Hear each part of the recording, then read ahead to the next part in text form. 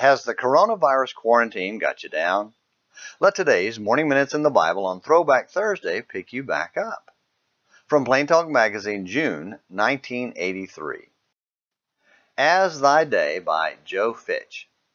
And as thy days, so shall thy strength be. Deuteronomy 33, verse 25. Thus Asher is blessed with the other tribes of Israel. The words stir my spirit and remind me of God's care for me. Adverse challenge is implied in the text, but God controls the challenge. God is not our adversary, and adverse conditions do not originate with him. He is rather the source of every good and perfect gift, James 1:17. Furthermore, God limits the activity of our adversary, Satan, who seeks to devour us, 1 Peter 5:8. Do you remember Job? According to the devil, God would not allow any adversity to touch Job. Hath thou not made a hedge about him? Job 1:10.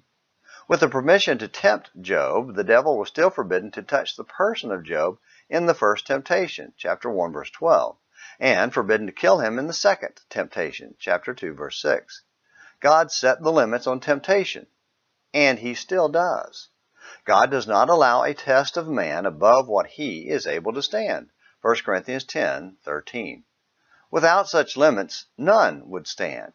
The devil would overwhelm or destroy us completely. God also regulates the duration of the temptation. I can stand almost any pain if the time is not too long, like about 3 seconds. Even lesser challenges become a serious burden when the time is unlimited.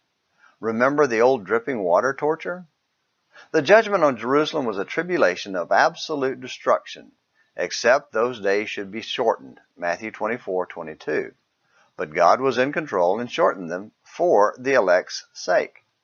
The devil's full measure of tribulation, 10 days, is sure to be no longer than we can bear and be faithful unto death, Revelation 2:10. Sufficient unto the day is the evil, adversity, thereof, Matthew 6:34.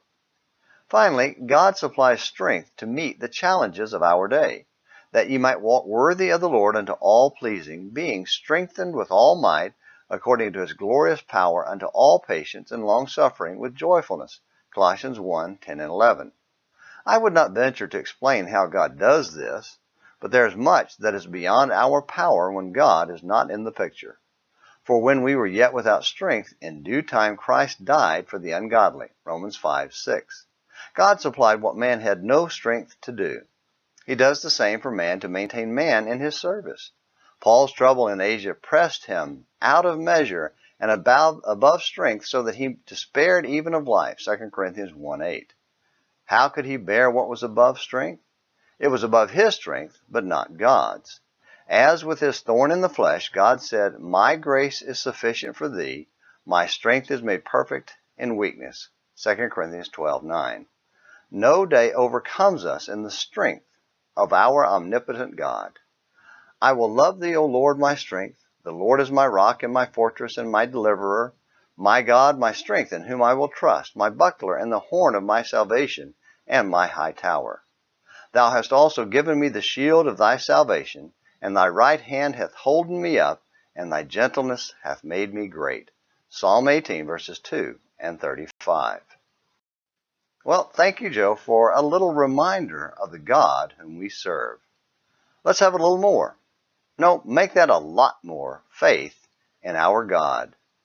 And come on back tomorrow for a new Morning Minutes in the Bible.